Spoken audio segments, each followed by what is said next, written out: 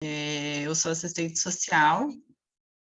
Hoje eu estou na CID, né, no projeto Oportunidades Especiais, então o pessoal de Curitiba, bem provável, alguns eu já conversei, alguns outros entrarei em contato ainda para falar um pouco do nosso projeto.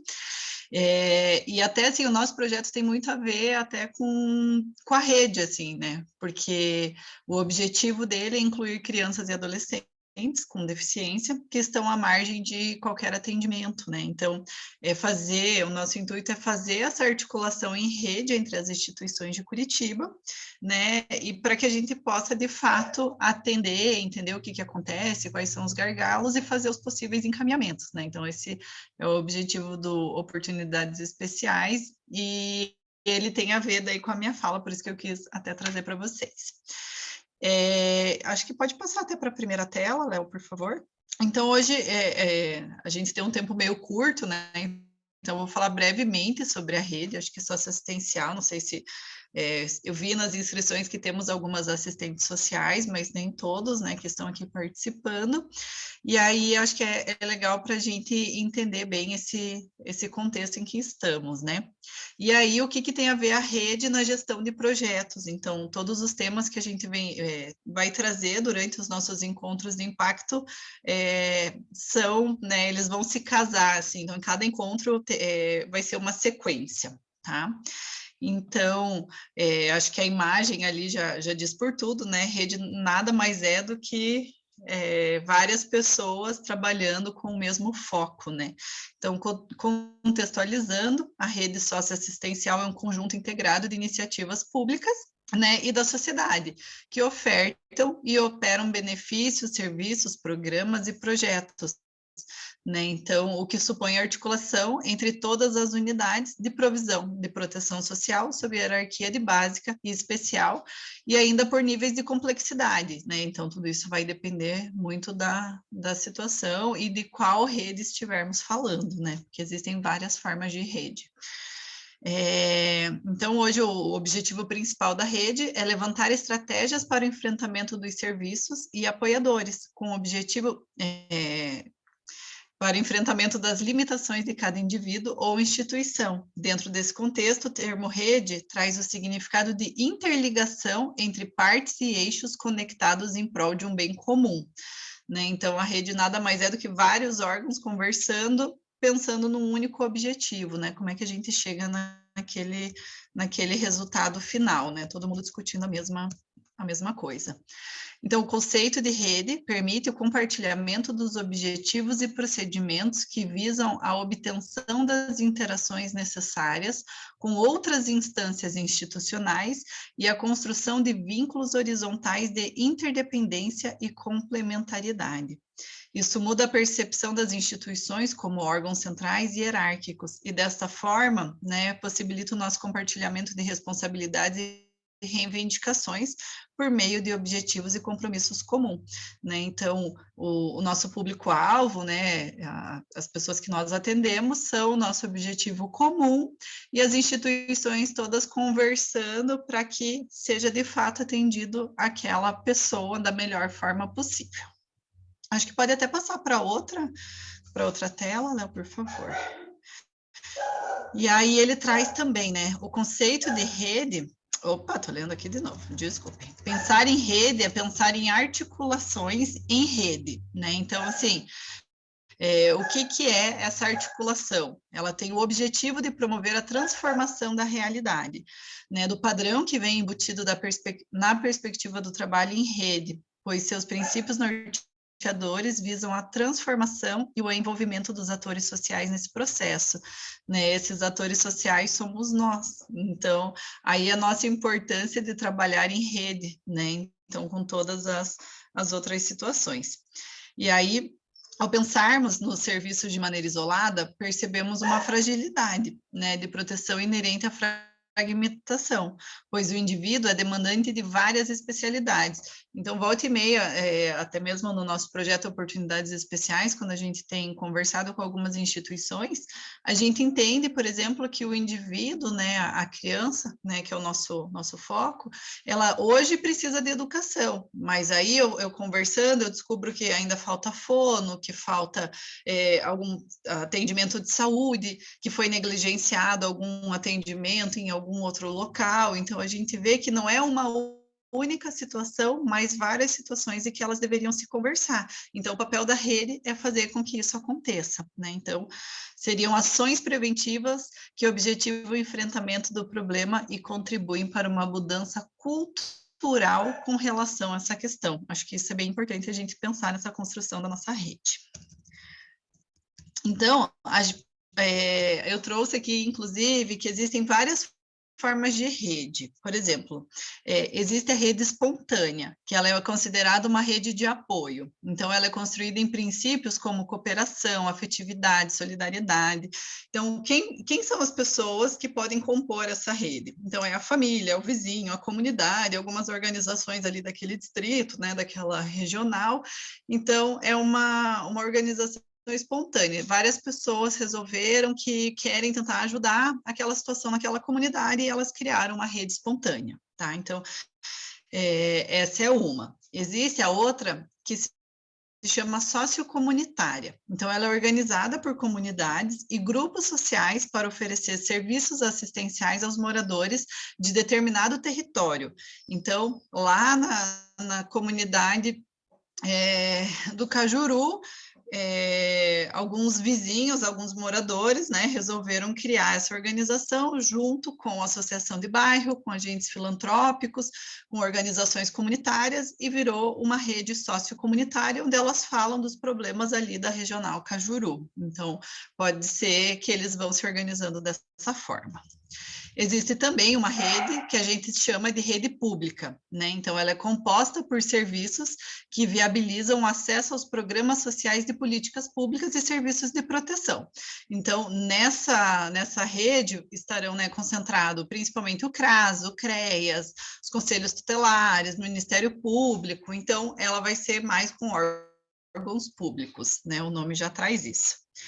A rede privada, então, seria composta por diversos serviços, como educação, saúde, previdência, e se destinam a atender aos que podem pagar por eles, né? Então, em algum determinado, criou-se essa rede, e aí as pessoas podem pagar, eles acabam atendendo de uma forma um pouco diferenciada.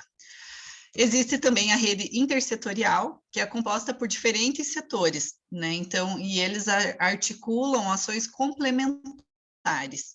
Permite o compartilhamento da demanda e a transmissão de recursos em busca de solução, né? E aí, ou seja, a articulação de ações compartilhadas em rede do território podem abranger condutas voltadas para as ações complexas, a partir de um alinhamento de proposta de intervenção, né? Então, pensando no aumento de pessoas, de serviço, mas pensando na individualidade do caso, né? A condição territorial e populacional. Então, quanto mais conectada essa rede, maior a capacidade da sua proteção. Então, essa também é uma outra forma de rede. Acho que algumas pessoas também devem conhecer que existe a rede de proteção local, então cada município tem a sua rede de proteção, e essa envolve várias instituições, né, governamentais ou não governamentais, que visam atuar em questões sociais, né, de extrema complexidade. Então, tem alguém das instituições de ensino, da educação, da saúde, do conselho tutelar, as instituições que atendem ali aquela comunidade no geral, ou município, e elas também vão trazendo casos para tentar resolver a situação. E aí, pensando um pouco nessa rede, assim, eu também quis trazer dos conselhos de direito e a sua importância, né? Eu acho que, além de todas as redes que a gente pode atuar, que a gente pode estar, né, fazendo presença e fazendo a diferença na vida dessas pessoas, participarmos dos conselhos de direito, né? Então, existem os conselhos de direito e de promoção de políticas sociais, e elas têm 3 atribuições para concretizar os princípios e dispositivos que foram definidos lá na Constituição Federal. Então, que é deliberar políticas, controlar as ações e influir no orçamento. Então, ele tem lá um papel papel, né, de defesa do direito, mas também de promover políticas públicas, né? Então, cada município tem uma composição e quantidade de conselhos, né? Então, em Curitiba é o CONTIBA, mas nos municípios geralmente é o CMDCA, tem o CMAS, o Conselho Municipal da Pessoa com Deficiência, Conselho de Juventude, do Idoso, do Direitos Humanos, entre vários, da mulher. Então, assim, existem vários conselhos, né? E aí eu até trago, agora eu gostaria, se quiser passar para o próximo, Léo, eu não sei qual que era o meu próximo slide, do outro lado, que eram as características, né, das redes. Então, quando estamos trabalhando todos em rede, então a gente está aqui, né, temos uma maior flexibilidade, diversidade, horizontalidade, multiliderança, corresponsabilidade, compartilhamento, autonomia, sustentabilidade, entre outras características que essa rede pode fazer acontecer dentro do local onde a gente estiver atuando, né? Então, agora até gostaria de perguntar, assim, né, como que é a participação de vocês, no geral, assim, nos conselhos, na rede, se alguém aqui faz parte de uma rede, se é atuante, se vocês têm, né, se alguma instituição gostaria de trazer, por exemplo, alguma boa prática dentro da rede ou do conselho que você percebeu que você fez diferença dentro desses espaços, ou também se você teve alguma dificuldade e aí se você conseguiu resolver essa situação ou como ficou, se vocês enxergam realmente essa importância de participar nos conselhos, assim como também na rede de proteção ou em alguma outra rede, assim como, por exemplo, aqui na rede ACID, né, que a maioria que está participando aqui hoje faz parte da nossa rede. Então, se alguém gostaria de falar, vou pedir para levantar a mãozinha aqui no Zoom, tem essa opção, assim, de trazer um pouco, assim, qual é a importância da rede, e como que você enxerga isso. Eu gostaria que vocês interagissem com a gente um pouquinho.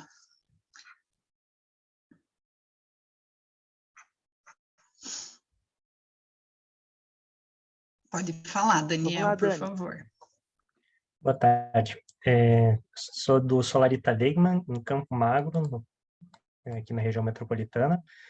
Eu participo como conselheiro dos Direitos da Criança e Adolescente, do CMAS, também como suplente, e do Conselho da Educação, como representante do CMDCA. Então, em cidade pequena, acaba que são poucas instituições, são poucas organizações da sociedade civil que têm uma articulação, uma disponibilidade de realmente participar dos conselhos, o que é um risco, né? A gente ficar sempre com as mesmas ideias, as mesmas pessoas. Então, é um esforço que a gente tem tentado fazer para que outras instituições, associações de bairro, associações de pais e mestres das escolas, outras participem também, mesmo que a gente perca um pouco de voz enquanto conselheiro, a gente sempre pode constar lá como ouvinte. Então, é um amadurecimento que a gente tem feito nos últimos anos. A gente também participa, faz reuniões da equipe técnica mesmo, com a rede de proteção à criança e adolescente mensais, só para discutir os casos que realmente têm uma participação da instituição.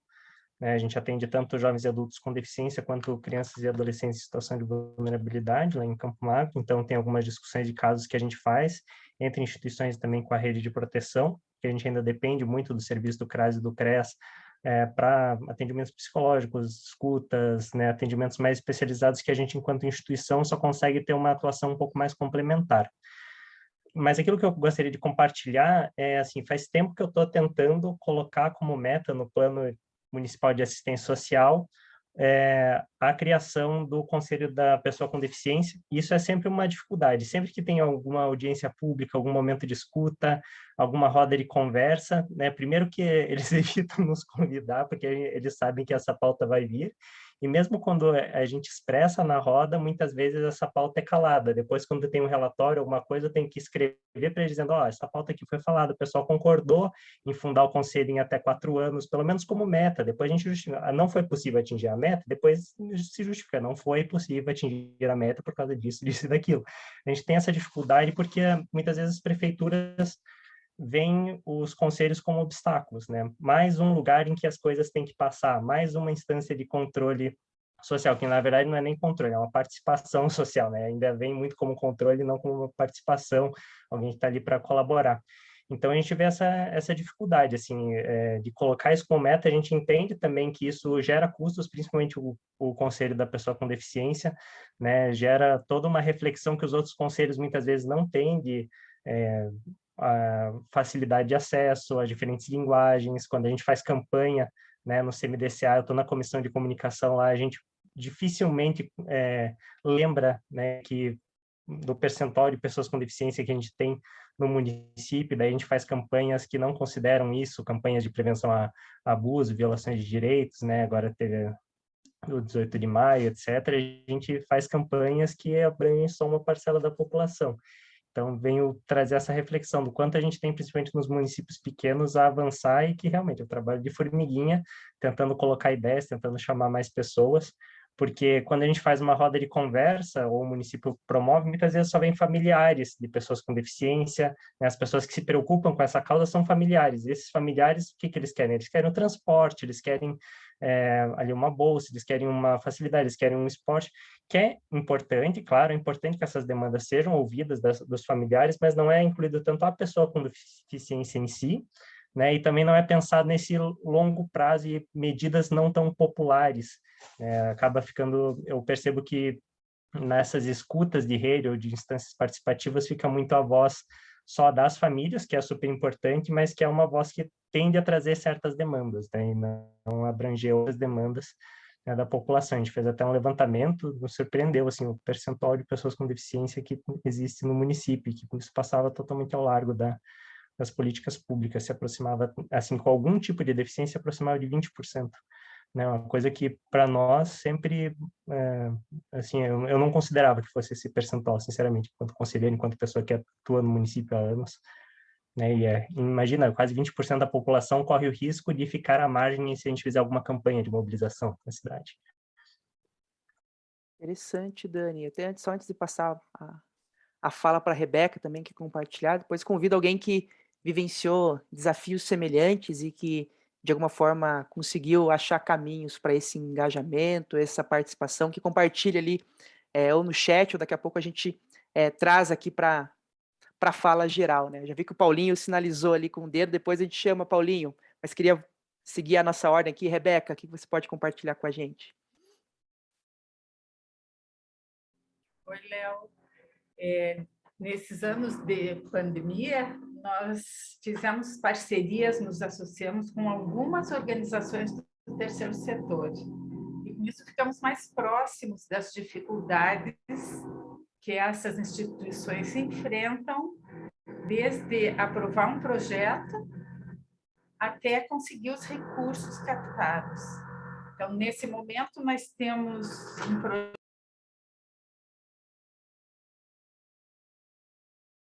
Rebeca, ficou no mudo o seu microfone, Rebeca. Desculpe. Aí, agora voltou.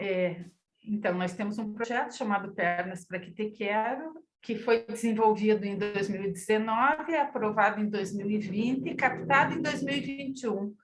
Captamos 30% a mais daquilo que a gente foi por renúncia fiscal.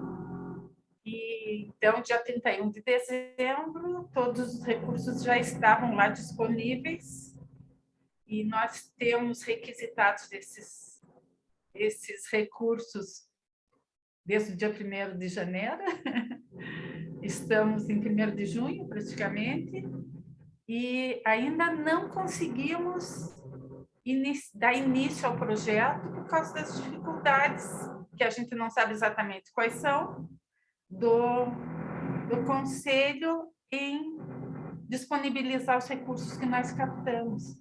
Então, eu até queria saber de outras instituições se essa dificuldade é para todos, se essa dificuldade é uma dificuldade, enfim, se alguém puder, alguém já aprovou projetos no Contiba, que já conseguiu os recursos, que já executou e prestou contas, alguma experiência poderia ser bem válida para nós.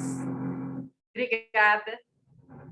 Que legal, Rebeca, obrigado. Eu sei que a gente teve recentemente, né, desses últimos 2 anos, uma mudança de prioridades e focos, né? Então, muitos dos recursos ficaram travados porque foram redirecionados para a pandemia. Mas depois eu chamar alguém que tenha passado por alguma experiência semelhante. Luísa, se você tiver também alguma alguma questão com relação a Foi por isso? renúncia fiscal e os recursos foram direcionados para o nosso projeto. Aham, Então, isso foi agora, 31 de dezembro de 2021.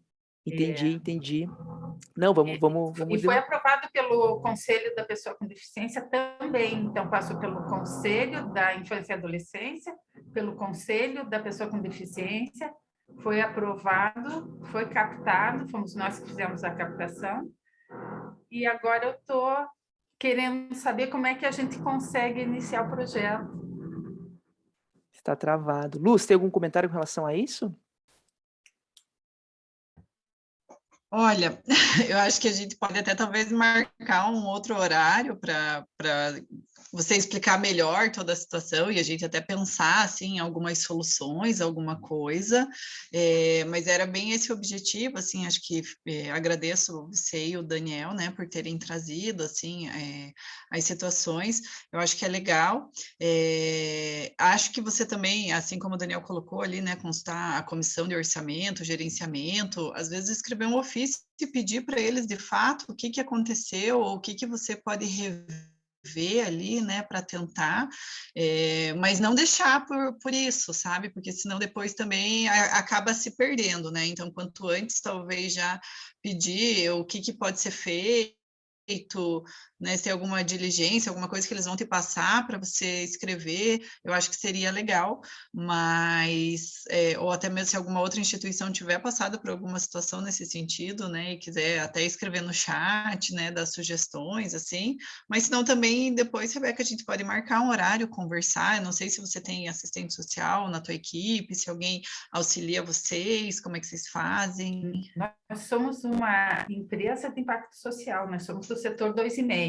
Então, nós elaboramos o projeto sempre em conjunto com uma organização do terceiro setor, certo? E assim trabalhamos juntos para as pessoas com deficiência que usam cadeiras de rodas.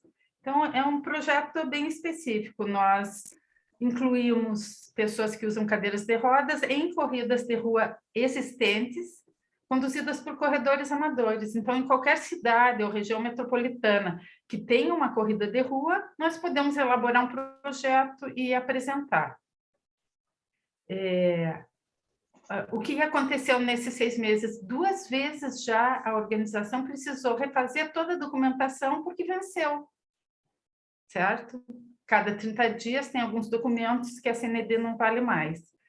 Então, eu gostei muito, eu queria agradecer, Daniel, a sua sugestão, vou fazer isso, vou fazer um requerimento, um ofício, o documento que for adequado, e consultar a Comissão de Orçamento e Gerenciamento do Fundo, é uma excelente ideia, dos 2 fundos, né? Do Contiba e da pessoa com deficiência. E sim, se a Luísa e a Fernanda também me passou aqui, se a gente puder conversar e tentar achar soluções conjuntas, eu agradeço. Sim, com certeza. Até não vou deixar a gente super se estender, porque daí o Léo ainda vai falar sobre gestão, né? E o nosso tempo é bem curtinho, mas eu estou à disposição, né? Eu estou na CID, tá tranquilo, né? Posso te passar meu contato, a gente pode ir conversando, marcar um bate-papo para pensar assim, soluções, né? Escrever junto, ofício, enfim, fique bem tranquila. Acho que é legal a gente saber, inclusive, que essa rede é para isso, né? Então, que a gente pode se apoiar em rede, eu acho que é legal. Muito legal, muito obrigada. Imagina. Então, Léo, se você quiser, né, assumir, agradeço aqui a oportunidade também, né, de ter conversado com vocês e qualquer situação, eu deixo meus contatos aqui no chat, né, qualquer instituição que queira conversar, marcar um papo, a gente está à disposição.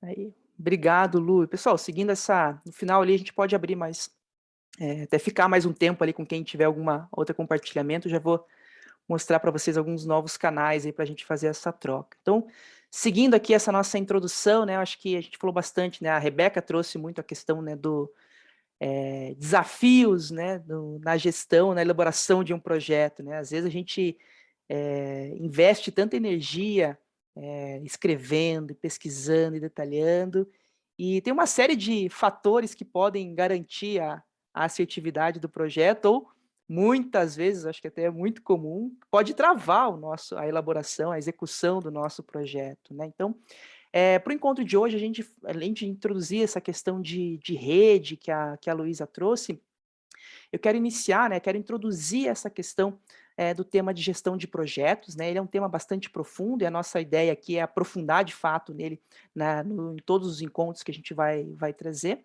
Mas e essa vai ser a nossa trilha principal e muito conectada, né, com a nossa atuação, né? E principalmente nesse envolvimento de diversos atores, a sociedade civil engajada junto com o setor público. Geralmente esse engajamento ele acontece pela execução de um projeto ou, muitas vezes, numa escala maior, né, e mais longa, de um programa de desenvolvimento local, né. Então, tudo isso a gente vai discutir nesses próximos encontros, né. Opa. E aí eu queria, convidar alguém aí para me ajudar a definir o que é um projeto.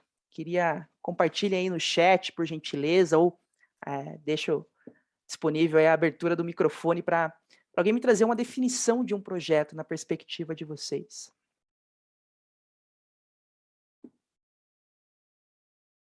Alguém tem um chute? Como é que a gente poderia definir um projeto?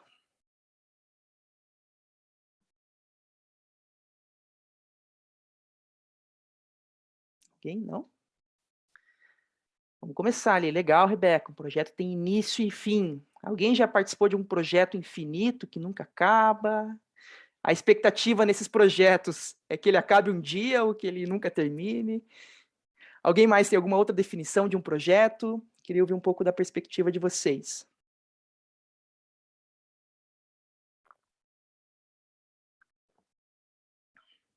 Então, segundo a Rebeca, tem um projeto... O escopo, o cronograma e um orçamento de uma determinada ação. Legal, um escopo, um cronograma e um... Desculpe, um escopo, um cronograma orçamento, e um orçamento de uma determinada ação. Perfeito, Dani, legal.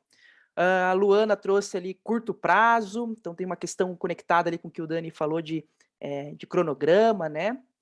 Tem proposta com ação, a Esther comentou, a Joyce comentou, então, planejar em ações o cumprimento de objetivos.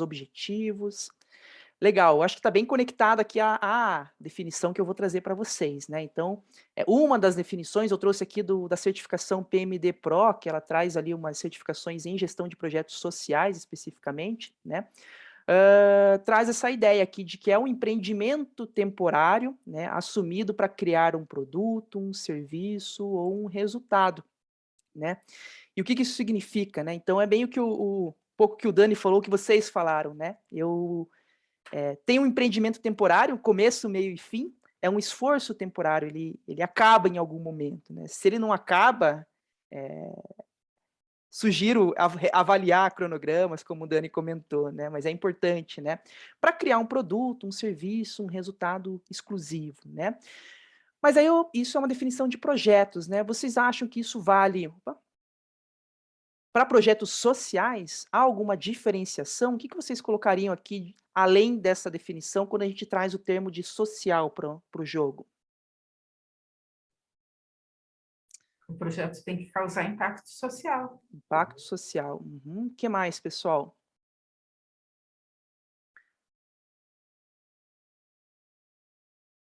Ó, o Paulinho comentou ali, reunião de informações visando atingir um objetivo. Isso aí, Paulinho. Eu compartilho da questão da Rebeca, né? Eu acho que um projeto social, nós aqui dentro do setor social, a gente também faz empreendimentos temporários para criar algum produto, algum serviço, gerar algum resultado exclusivo, mas eu colocaria nessa equação, é isso que a Rebeca trouxe, né? Eu acredito que deve gerar algum tipo de transformação social naquele ambiente, né? Então, uma transformação para o ambiente, para a região, uma transformação para cada indivíduo que participa naquela nossa intervenção. Então, eu acho que a gente tem que ter, no final de um projeto social, a capacidade de avaliar as mudanças na vida daqueles indivíduos ou daquela comunidade, ou enfim, independente do setor social que a gente está atuando, né? Então, a Ana Cláudia trouxe ali para a gente, né, atender demandas, né? Então, fala a questão das necessidades, né? Então, a gente tem que atender alguma necessidade social daquele contexto, destinado à Luana completa, né? Destinado ao público específico, muitas vezes buscando impacto. Então, eu concordo com isso, assim, é bem nessa linha. E aí a gente, nessa jornada, né, a gente acaba enfrentando alguns desafios, né? Eu já vou chamar vocês aqui para compartilhar alguns, né? A Rebeca já trouxe um desafio dela, né? Que é quando trava por algum tipo de ou burocracia ou não acessa alguma informação. Que desafios são comuns para vocês na elaboração, na gestão desses projetos sociais? Queria abrir mais novamente para vocês compartilharem com a gente. Que desafios comuns na elaboração de projetos, na gestão de projetos sociais vocês enfrentam ou já enfrentaram? Burocracias como o da Rebeca, a PABB de Pernambuco comentou aqui, ó, para atingir algum segmento, promover impacto, responder algumas lacunas desassistidas pelo poder público. Então, ainda sobre a definição, né? Maíra, estabelecer metas possíveis. Legal, Maíra. Então, burocracias, metas, buscar pessoas que se identificam com a causa, então, parceiros, galera, imagino que galera que compre a nossa ideia, eu imagino, né? Um desafio. Atender o Daniel, necessidades de longo prazo versus o projeto, recurso a curto prazo, sustentabilidade. A Luana completa que um desafio é a questão do financiamento, do recurso, né? Como tirar do papel, né, esse projeto, né, Luana? Eu vou trazer, eu elenquei alguns desafios, eu queria que vocês depois compartilhassem comigo se faz sentido ou não, né? Então imagine que a gente tem um projeto, e o nosso projeto, talvez aqui muitos já viram essa reflexão aqui, né? A gente tem como um projeto construir um balanço numa árvore, né? Sabe aqueles balanço antigo, a tabuinha, as cordinhas, amarra no galho, assim, nada muito complexo, né? Então essa é a nossa missão, construir, esse é o nosso projeto, construir esse balanço. Imagino que vocês imaginaram, eu penso que vocês imaginaram ali o balanço preso no galho, mas eu trouxe uma imagem aqui de uma árvore, né? Nessa imagem a gente tem uma árvore e a gente tem um balanço na frente do caule ali da árvore, do tronco da árvore, né? Então, eu imagino que aqui a gente talvez não atingiu totalmente o nosso objetivo, que é o balançar ali, porque eu acho que ele vai travar no tronco da árvore, né? Então, um desafio que eu trago aqui para a gente nos projetos sociais é não entender as necessidades, né? Às vezes eu escuto ou eu observo a necessidade de um público, mas aí eu, com os meus vieses, eu não estudei, eu não compartilhei com outras pessoas, eu não ouvi outras opiniões. Então eu imaginei na minha cabeça que se eu pôr assim, dessa forma, vai solucionar o problema. Mas eu acho que a pessoa que tinha necessidade de balançar nesse balanço, dificilmente vai conseguir por conta da forma como eu projetei, né? O resultado que eu trouxe não atendeu às necessidades. Então eu percebo muito, é muito comum esse não atendimento às necessidades, né? Ou então eu posso achar uma solução, assim, eu pensei, rascunhei, e aí nessa segunda imagem aqui a gente cortou a metade do tronco e agora o meu balanço ele passa pelo meio da árvore. Será que foi a melhor solução encontrada para esse nosso projeto? Esse era o melhor resultado possível, ou que atingia as necessidades levantadas, né? Então, coloquei aqui falhas no desenvolvimento. Às vezes a gente está muito fechado com uma ideia, com uma metodologia, e, novamente, essa não interlocução, esse não compartilhamento de ideias, essa construção não coletiva, às vezes a gente tem uma ideia de solução que não necessariamente era a mais assertiva, a melhor para aquele momento ou para aquele contexto. E aí a gente acaba, talvez aqui, dependendo ali da estrutura, caiba uma pessoa ali no meio desse tronco cortado, né? Mas eu acho que dificilmente as pessoas vão aproveitar o balanço nesse novo projeto.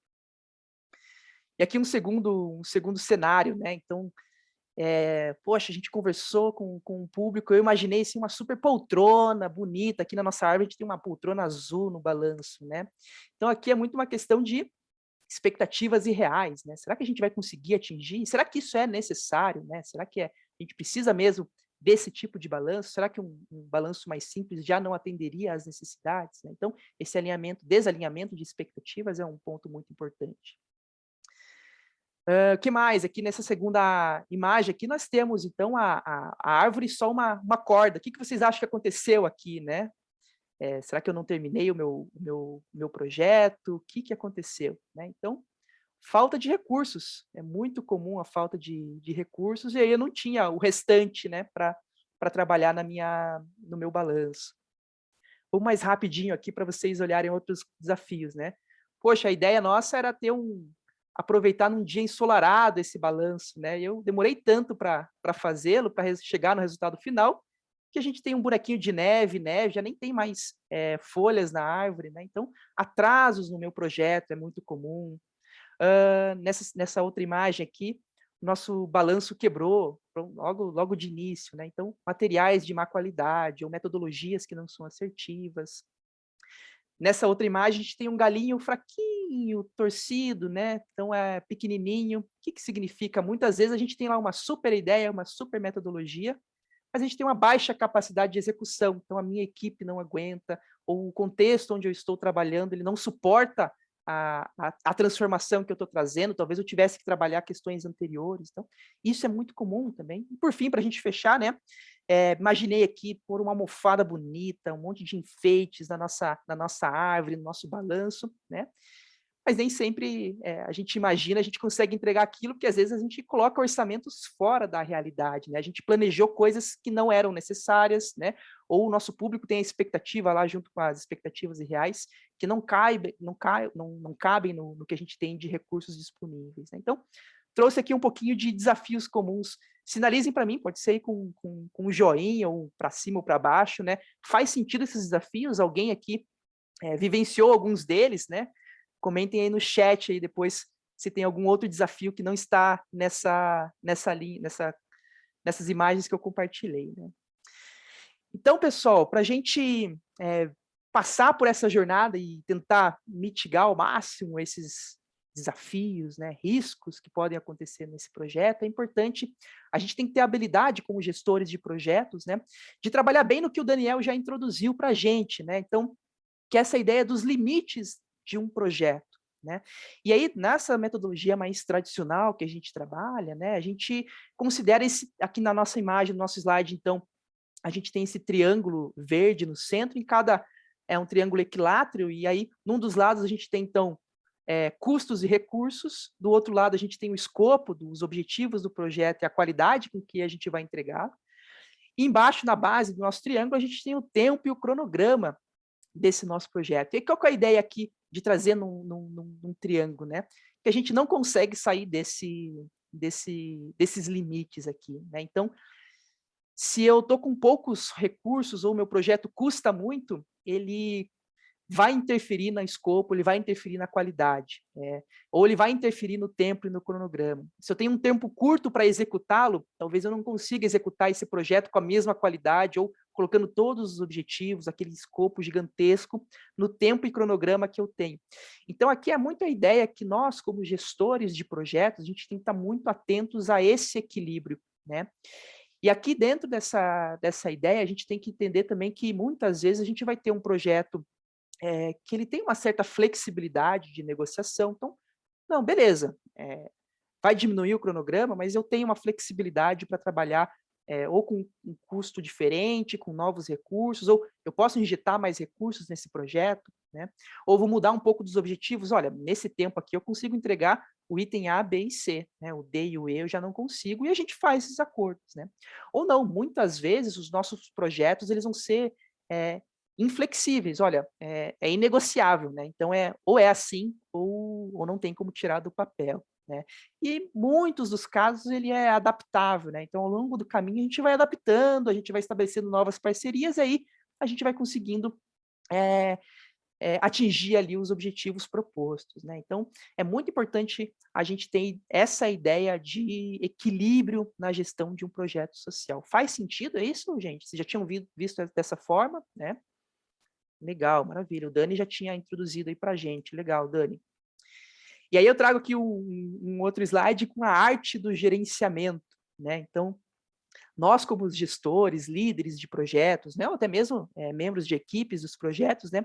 A gente tem que ter essa arte de liderar liderar esse equilíbrio, esse triângulo do projeto, mas liderar as pessoas, liderar parceiros, liderar uma série de fatores que vão gerar influência e que participam, que têm interesse no resultado do meu projeto.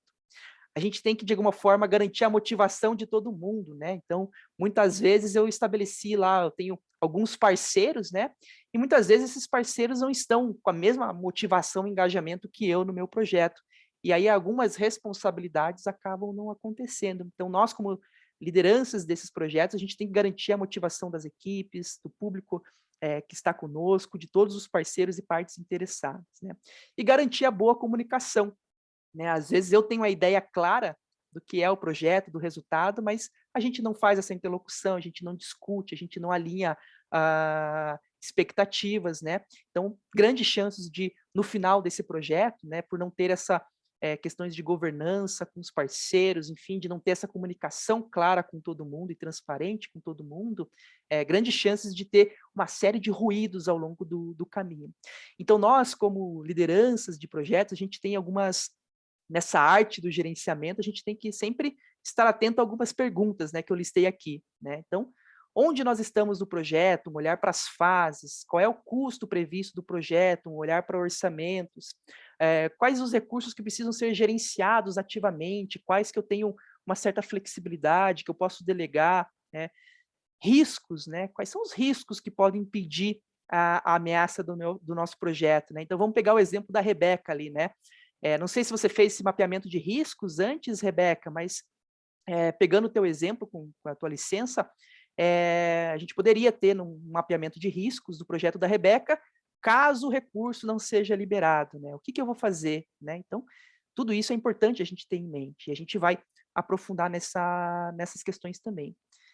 E quando o projeto será concluído, né? Quando eu comentei até sobre o começo, meio e fim lá no começo, até algumas pessoas riram aqui, eu imagino que tem alguém, galera aí com projetos infinitos, né? Então é importante a gente determinar quando ele vai acabar, né? Então, tudo isso faz parte do nosso projeto.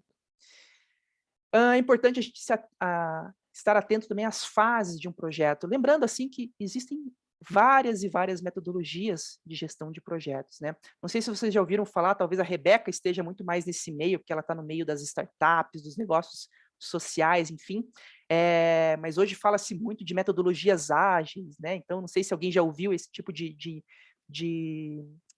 fala, né? Então, é muito comum, está sendo muito comum, principalmente para projetos que eu preciso entregar rapidamente, que eu preciso produzir, principalmente voltados à tecnologia, à inovação, que eu tenho que errar rápido para aprender rápido também, né? Então, geralmente usa-se essas metodologias ágeis para esse tipo de projeto. Eu não vou abordá-lo aqui, mas a gente vai ter um encontro para falar só sobre inovação social, e aí nesse encontro a gente vai falar sobre metodologias ágeis, pelo menos dar uma pincelada nele, tá?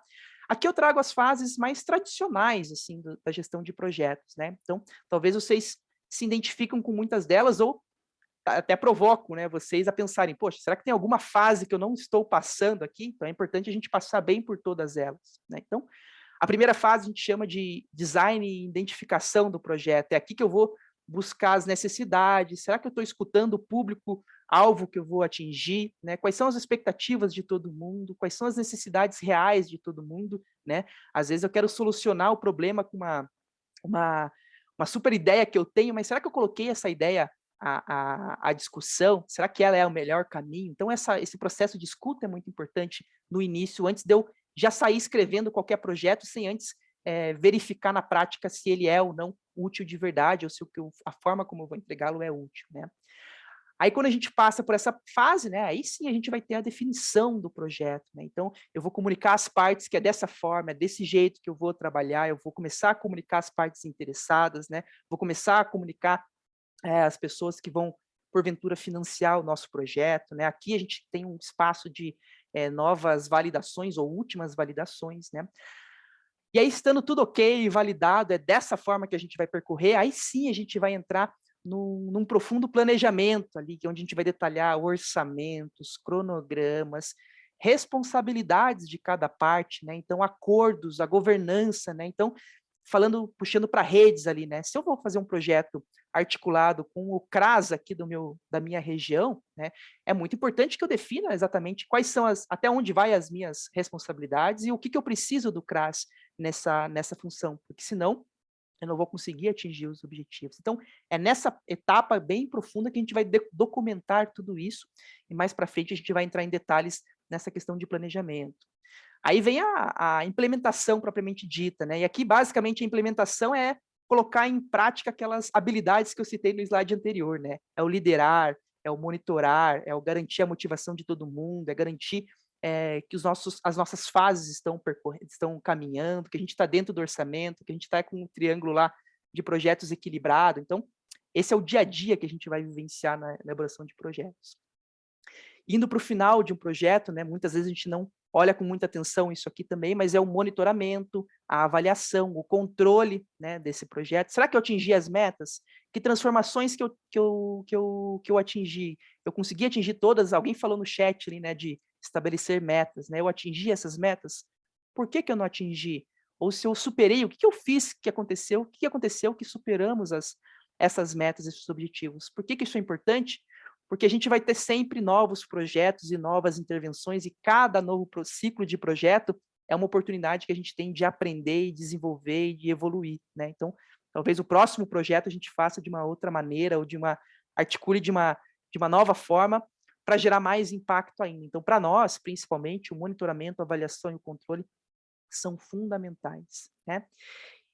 E aí é muito comum, a gente chega lá esgotado no final do projeto e, meu Deus, encerramos o projeto, não quero mais nem saber disso aqui, eu ponho na gaveta, não me fale mais sobre isso, né? É muito comum, às vezes, a gente passar por essas situações, né? E a gente acaba esquecendo da transição para o final do projeto. Então, como é que a gente vai fechar, comunicar todas as partes que o projeto encerrou, prestações de contas, documentar tudo isso, porque às vezes, hoje, eu estou liderando esse projeto, amanhã, o ano que vem, talvez uma nova equipe irá liderar. E para evitar que essa nova equipe construa tudo do zero, é importante que a gente documente todos os aprendizados, tudo que a gente atingiu com essa nossa jornada, né? Então, essa transição para o final também traz uma reflexão sobre: acabou mesmo? Será que eu vou ter que fazer com que outras pessoas continuem? Será que eu vou ter que negociar uma ampliação do projeto? Então, todas essas reflexões acontecem ou ao longo da implementação, né?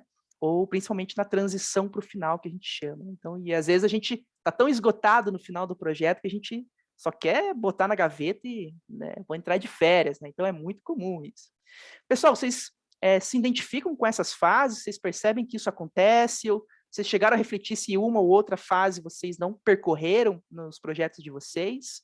Me deem um sim ou não, ou uma mensagem no chat aí, deixa eu ler o que a gente tem.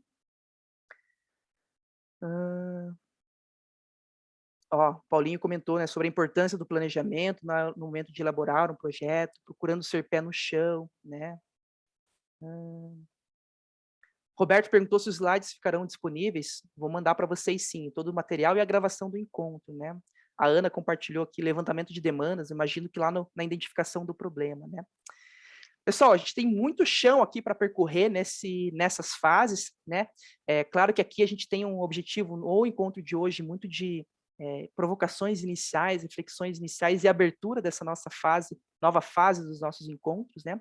Mas o que eu queria compartilhar com vocês é essa jornada que a gente vai percorrer ao longo desse ano. Então, eu quero aprofundar sobre todas essas fases da elaboração de um projeto, para que a gente possa compartilhar algumas ferramentas, algumas metodologias, vou criar alguns novos espaços para trocas, né, para a gente juntos se apoiar na resolução desses desafios e a gente conseguir evitar ao máximo que aqueles desafios enfrentados lá no nosso projeto de construção de um balanço, que a gente possa efetivamente construir um balanço para que todo mundo possa se divertir no tempo certo, de maneira segura, de maneira inclusiva, né? Então, isso é muito importante, né? Então, como que a gente vai percorrer essa jornada nessas fases de implementação de um projeto social, né? Dos projetos sociais, né? Então, a gente teve esse encontro de hoje. No próximo mês, a gente vai falar sobre aspectos jurídicos, principalmente certificações, que muitas vezes os nossos projetos dependem do acesso a recursos públicos. Então, como é que a gente garante o acesso a esses recursos? Depois a gente vai falar sobre inovação social, muito nessa questão de escuta de necessidades, criatividade, como construir projetos de maneiras criativas e associativas para a resolução desses problemas, metodologias ágeis. Depois a gente vai falar sobre as primeiras fases de um projeto, então a escrita, a elaboração de um projeto, alguém falou lá no começo, né, até na formulário de inscrição, como captar os recursos para que isso seja possível, gerenciar tudo isso, né, gerenciar o nosso triângulo da gestão de projetos, como mensurar, avaliar os nossos resultados, né, e como fazer essa transição para o final, como deixar um legado, uma transformação efetiva dentro do contexto ali onde eu executei o projeto, ou seja, olharmos para a sustentabilidade e o advocacy, né? Então, são algumas dos temas que a gente vai percorrer ao longo desse ano nos encontros mensais da rede, cada um com um especialista aí para a gente trabalhar, né? Então, já faço aí o convite para o nosso encontro de junho, né, sobre aspectos jurídicos. Então, logo, logo eu comunico para vocês ali nos nossos grupos, por e-mail, com os links de inscrição. É o mesmo link, então, se vocês tiverem marcado aí, vocês podem só refazer a sua inscrição naquele mesmo formulário, tá? Eu vou interromper aqui meu compartilhamento para a gente fazer um fechamento. Então, pessoal, queria agradecer a participação de vocês, queria agradecer a oportunidade de mais um ano a gente estar juntos nos encontros, tá? Como próximos passos, eu vou compartilhar com vocês a gravação desse nosso encontro, essa apresentação que eu mandei. Nessas próximas semanas, provavelmente nessa ainda, eu vou comunicar a vocês, vou mandar um convite a vocês para que vocês possam participar de uma nova plataforma que a gente está trabalhando, para que a gente possa discutir entre um encontro e outro desafios, né, Léo? Então, queria aprofundar um pouco mais sobre essa questão dos conselhos, né? Então, a gente vai tentar engajar essa resolução de problemas nessa nova plataforma, onde a gente vai compartilhar esses materiais, a gente vai ter a equipe da CID como mentores nessa ferramenta, então vocês vão poder comunicar com a equipe CID para tirar algumas dúvidas pontuais, para que a gente possa não só nos encontrarmos uma vez por mês, mas que por meio de outros canais a gente possa trocar quase que diariamente informações sobre aspectos de gestão de projetos. E o nosso intuito aqui é que em cada localidade a gente possa impulsionar mais a transformação social, e a gente sabe quão importantes são vocês, tantas organizações sociais da Rede ACID, tantas outras organizações sociais do Brasil, quão importante nós somos dentro do contexto nacional, né? E a resolução de problemas e a garantia de direitos. Então, quanto mais a gente puder fortalecer esse movimento, tenho certeza que, como sociedade, a gente vai ser melhor. Lu, queria agradecer a tua participação, queria agradecer a participação do Ivan, né? E, pessoal, agradecer a oportunidade com vocês, desejar uma ótima semana para todo mundo. Quem precisar sair, fiquem à vontade. Eu ainda vou ficar aqui mais um tempo, caso alguém queira compartilhar alguma questão sobre o que a gente falou, outras questões, tá bom? Mas, pessoal, obrigado, Ivan, obrigado aí pela parceria, e a gente se vê aí ao longo da próxima semana. Um abraço, pessoal. Tchau, pessoal, obrigada.